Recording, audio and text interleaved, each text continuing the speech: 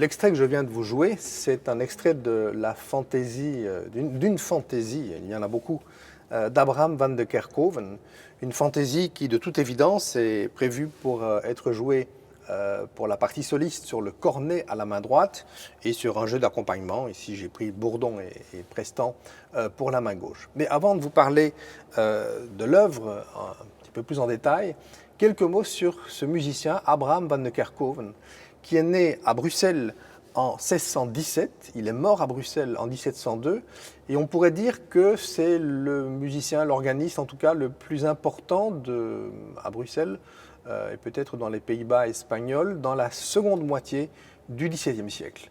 Ce que l'on sait, c'est qu'il a étudié avec François Cornet. François Cornet, c'était le neveu de Peter Cornet, grand organiste de la cour.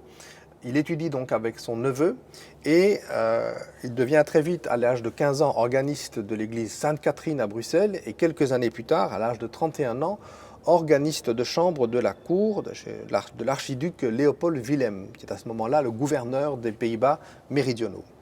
Et dans ce poste, il succède à l'organiste autrichien Johann Caspar Kerl. C'est donc un poste qui est prestigieux, puisqu'on a fait venir cet important musicien à Bruxelles à cette époque-là. Et un moment de gloire de Van de Kerkhoven sera l'invitation qui lui est faite à l'occasion du voyage de la reine Christine de Suède. La reine Christine de Suède visite les Pays-Bas en 1654 et c'est Van de Kerkhoven à qui on va demander de venir faire entendre le nouvel orgue de l'église Saint-Paul à Anvers, signe de son prestige, de la manière dont, de l'estime que lui portait la cour de Bruxelles à l'époque. Alors, l'œuvre de Van de Kerkhoven, nous la connaissons grâce à un manuscrit qui comporte quelques 364 pièces. Ce sont beaucoup de pièces courtes. Notre fantaisie est une des pièces plus longues, elle dure quelques 5 ou 6 minutes, mais la plupart des pièces sont plutôt à destination liturgique. Mais il n'y a pas que Van de Kerkhoven que l'on trouve dans ce manuscrit qui a été compilé au début du XVIIIe siècle. Il y a par exemple la dernière pièce que ce manuscrit indique est attribuée à un Italien, fuga d'un Italien. Eh bien cet Italien n'est autre que Frescobaldi. Alors, ce qu'on doit savoir, c'est que Frescobaldi a été présent à Bruxelles pendant près d'un an, en 1607-1608, bien avant la naissance de Van de Kerkhoven. Mais ce qui est très possible, très probable, c'est que Frescobaldi, à cette époque, a rencontré les musiciens de la cour. Ils ont dû échanger des partitions, il a dû jouer les orgues à Bruxelles et dans d'autres villes de ces provinces méridionales, et c'est resté, voilà. Et c'est donc ce qui est devenu une fugue au départ, c'est une canzone un petit peu retravaillée, mais voilà, une sorte de transmission qui nous vient à travers les générations de Frescobaldi. Et d'autres compositeurs cités dans ce manuscrit, ce seront Christian Erbach et Alessandro Polietti, donc deux musiciens actifs en Allemagne du Sud et en Autriche, et puis quelques compositeurs flamands contemporains de Van de Kerkhoven ou postérieurs, disons datant du début du XVIIIe siècle. Ce manuscrit a fait l'objet d'une édition moderne dans le cadre de ECOM, c'est-à-dire l'édition, la collection de musique pour orgue historique du réseau ECHO. C'est Jean Ferrard qui a publié dans une très belle collection en 2 volumes l'œuvre intégrale de Van de Kerkhoven, mais même l'intégralité du manuscrit. C'est celle que je vais à partir de maintenant utiliser. Les orgues de Van de Kerkhoven n'existent malheureusement plus. Et nous n'avons plus à Bruxelles un seul instrument du XVIIe siècle, alors que les XVIe et XVIIe siècles ont été une période extraordinaire pour la facture d'orgue brabançonne et flamande et wallonne, non seulement dans ces provinces des Pays-Bas méridionaux, mais à travers toute l'Europe, puisque les facteurs d'orgue voyageaient et étaient invités à les construire en Italie, en Espagne, en France, en Suède, dans les pays scandinaves, en Allemagne, etc. Malheureusement, nous n'avons pratiquement plus d'orgue de cette époque-là, à quelques exceptions près. Et il y a par exemple un très bel orgue qui est conservé au béguinage de Saint-Tron, une ville flamande, pas très éloignée de Liège, et un orgue qui était construit par un facteur wallon d'ailleurs, qui est Ancion, en 1644. C'est un petit instrument, très bien conservé et tout à fait passionnant. Et un autre orgue, un peu plus tardif, fin XVIIe siècle, serait l'orgue du grand béguinage à Louvain, un orgue de Goldfuss, et qui est particulièrement remarquable. Et ces deux instruments sont des instruments à un clavier, avec l'octave courte. Donc ici, nous sommes sur un instrument dans un buffet de Jean-Baptiste Bernabé Guano, un buffet de 1764, donc on est sur un buffet du XVIIIe siècle, mais c'est l'orgue le plus ancien que nous ayons à Bruxelles, et encore c'est une reconstitution par George Westenfelder dans les années 80 sur la base de à la fois des dimensions du buffet et de la disposition d'un orgue brabançon à cette époque au XVIIIe siècle. Il n'y a pas énormément de différence entre le XVIIe et le XVIIIe siècle. On pourrait dire qu'au XVIIe siècle, les orgues sont peut-être encore plus polyphoniques, mais on sent que dans les orgues de Flandre et de Wallonie au XVIIIe, il y a une plus grande tradition en étant plus proche du XVIIe siècle qu'on ne le sera par exemple à Paris à la même époque. Et donc les instruments du XVIIIe nous donnent encore de très très belles possibilités pour interpréter la musique du siècle précédent. Cet orgue a trois claviers, enfin 2 claviers et demi, et il n'a pas l'octave courte. L'octave courte serait de commencer à partir du Do, de jouer le Do, Ré, Mi, Fa, Sol, La, Si bémol, etc. Là où on a l'octave courte, cela permet à la main de jouer une dixième très facilement. On peut jouer Do, Sol, Mi. Nous n'avons pas l'octave courte ici, et donc il faudra de temps en temps utiliser la tirasse du pédalier pour les écarts à la main gauche qui seraient trop importants. Mais en principe, aucune difficulté insurmontable.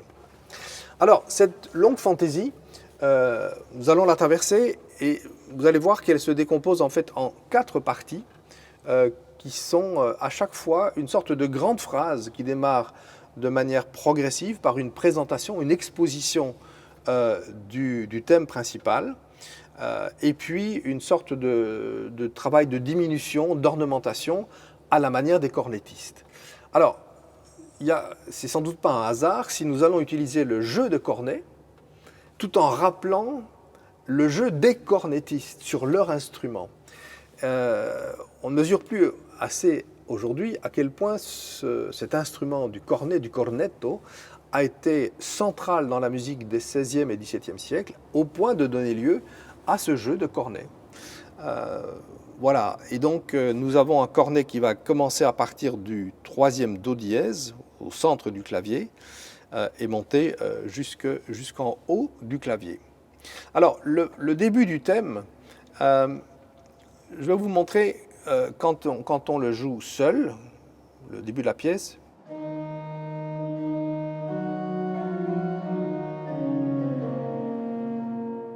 Le risque que je vois dans ce début, c'est de jouer le début comme si on partait sur un temps fort.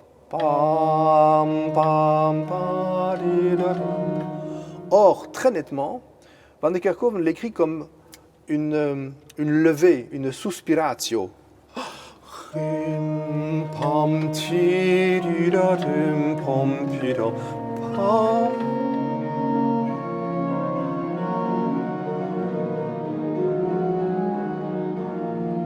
Et ce sera plus facile et plus évident quand le cornet rentre, parce qu'à ce moment-là, la main gauche va donner le premier temps.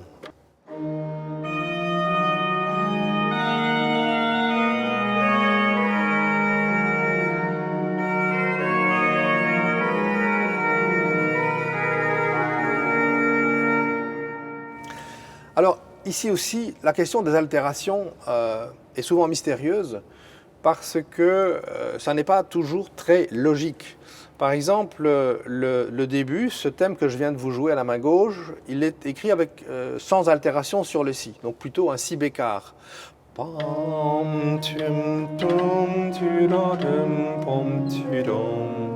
Mais quand il revient à la main droite, il revient avec un Si bémol.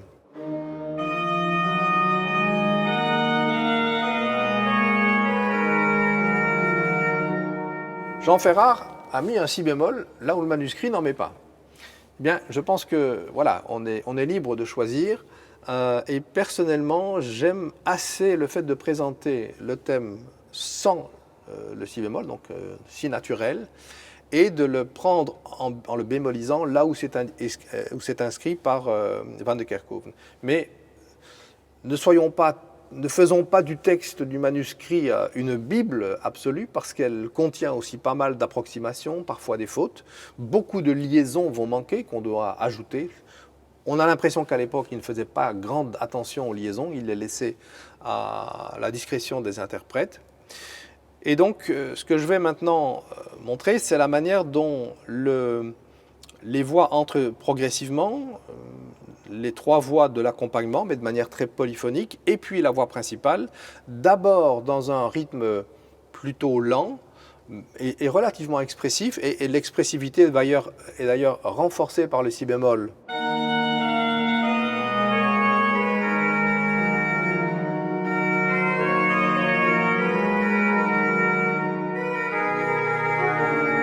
Le si bémol devient très important à ce moment-là. Et puis après cette introduction du thème sur le registre du cornet, on rentre dans une diminution qui va justement faire un petit peu penser au travail des cornettistes.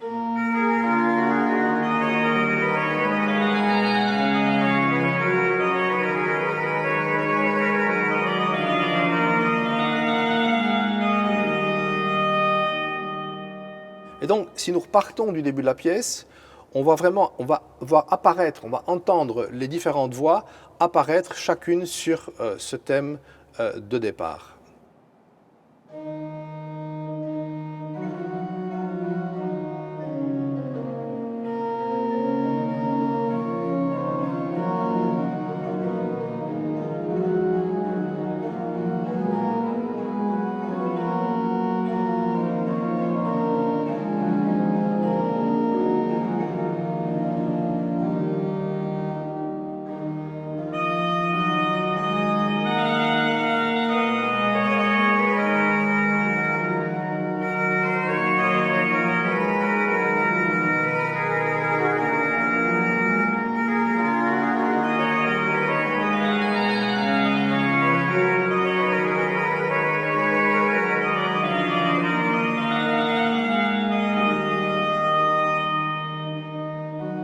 Voilà la première phase qui vient de se terminer. Et déjà, alors que la note finale n'est pas terminée, la main gauche repart avec le même thème. Deuxième section.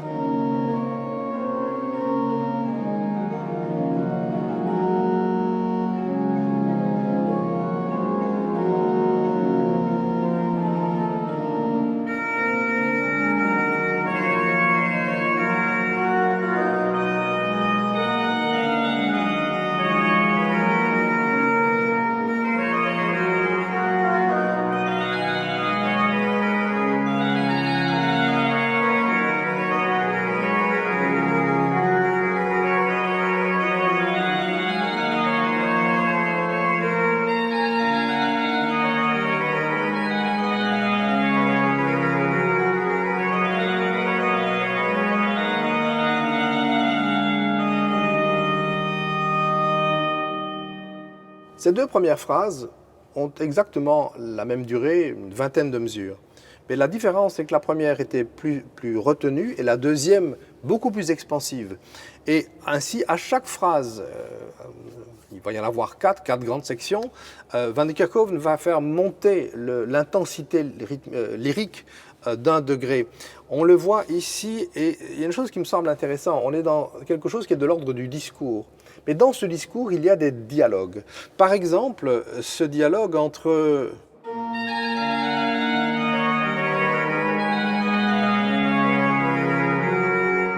C'est comme si deux instruments se répondaient l'un l'autre, mais en fait, c'est le même instrument qui joue avec lui-même. Là, je pense qu'on est vraiment dans cette esthétique du XVIIe siècle, où le modèle du discours verbal, rhétorique, sert de référence au compositeur et peut nous servir de référence à nous, avec toujours ce rapport à la musique vocale ou à la vocalité spécifique, si je puis parler de vocalité, pour les cornettistes et leur manière. Enfin, le cornet, c'est l'instrument le plus vocal qui soit. Et quand on entend la musique italienne, les grandes sonates italiennes pour le cornet, on peut y trouver des influences ou des propositions, en tout cas, pour l'interprétation de cette musique-ci. Je crois que le pire service que l'on pourrait rendre à cette musique serait de la jouer telle qu'elle. Je vais vous donner un exemple avec la troisième section.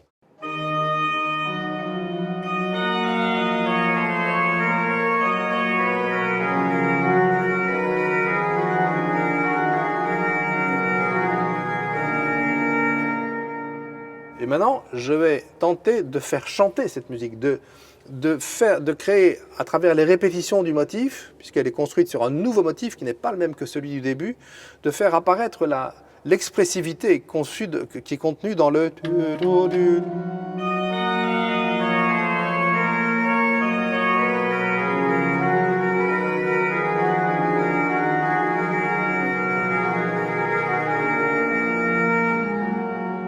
Et bien sûr, à ce moment-là, la musique se met à chanter, à nous parler, et c'est à nous, interprètes, de trouver le moyen de respirer, hein, de ne pas la jouer d'une manière... Bien sûr, il y a un tactus, il y a une certaine forme de régularité, la liberté doit être placée à l'intérieur d'une certaine contrainte, mais la liberté est extrêmement importante. Et écoutez la manière dont Van de Kerkhoven l'a fait grandir au fur et à mesure de cette troisième section.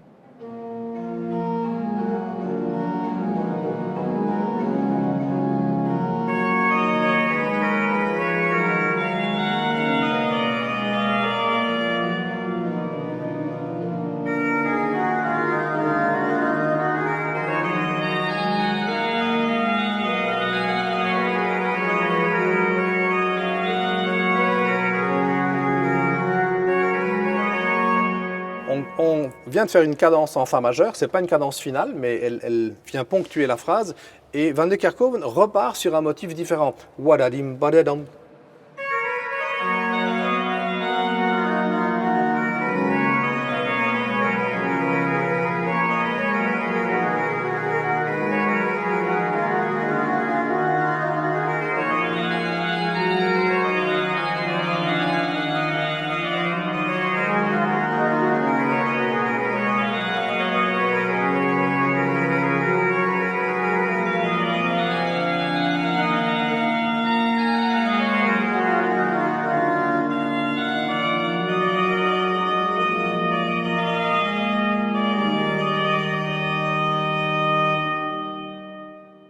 On voit cette expansion lyrique qui est vraiment magnifique et qui nous rend cette pièce très attachante. Un mot sur les ornements. Je pense que la base des ornements au XVIIe siècle dans les Pays-Bas méridionaux, c'est plutôt de faire l'ornement par la note même.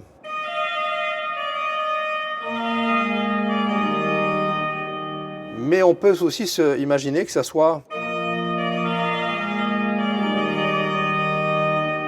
Et donc je pense qu'on est dans une période de transition. Les Français à cette époque-là passent à l'ornement qui se fait par la note supérieure. Les Flamands le faisaient plus tôt, et les Flamands et les Hollandais par la note elle-même. John Bull faisait déjà l'ornement par la note supérieure. Donc voilà, il y a différentes pratiques et probablement certains musiciens avaient leur propre manière d'ornementer. On a terminé cette magnifique troisième phrase, on entre dans la quatrième phrase qui va avoir elle aussi tout son attirail de répétition, de développement par répétition et créant pratiquement un phénomène de saturation qui sont caractéristiques des phrases de coda. Voici cette dernière phrase.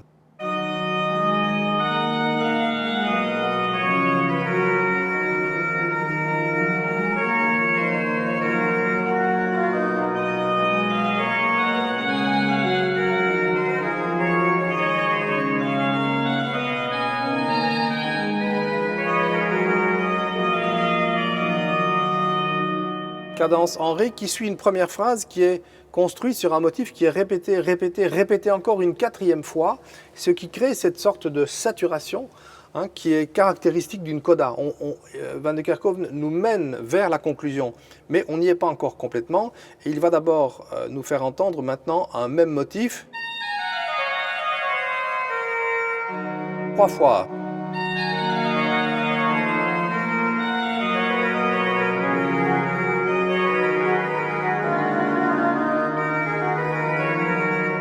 On est arrivé sur la note grave, le Ré grave, la note la plus basse, la plus grave du registre du cornet pratiquement.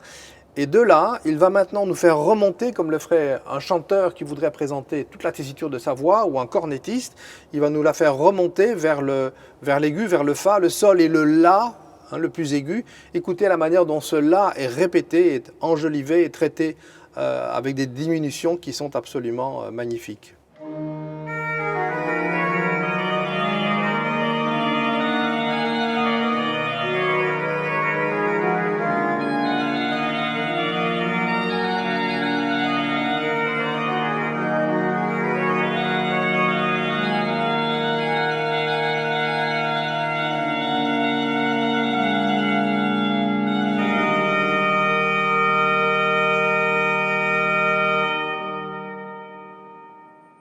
Voilà donc pour la présentation de cette magnifique fantaisie de Van de Kerkhove.